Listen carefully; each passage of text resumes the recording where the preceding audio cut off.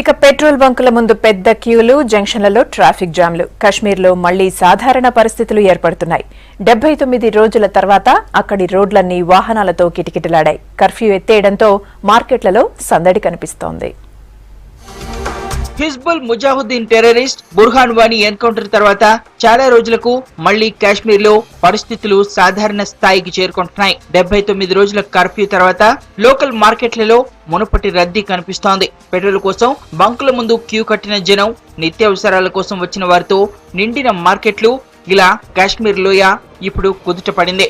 2.5 నెలల తర్వాత జనం మళ్లీ స్వేచ్ఛాయుత వాతావరణంలో అడుగుపెట్టారు.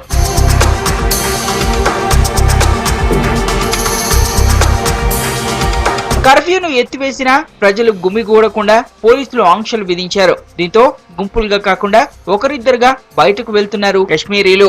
మధ్యాహ్నం 2 గంటల నుంచి ఉదయం 6 గంటల వరకు నిరసనలు, ఆందోళనలకు బ్రేక్ ఇచ్చారు వేర్పాటువాదులు. దీంతో పోలీసులు కూడా కర్ఫ్యూను ఎత్తివేశారు.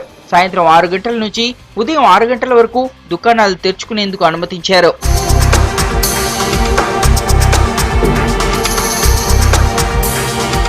కర్ఫ్యూ ఎత్తేయడంతో నిత్యావసరాలు కొనుగోలు చేసేందుకు ప్రజలు పెద్ద సంఖ్యలో బయటకొచ్చారు. నిన్న మొన్నటి దాకా నిర్మానుష్యంగా ఉన్న రోడ్లు జనాలు, వాహనాలతో కిక్కిరిశాయి.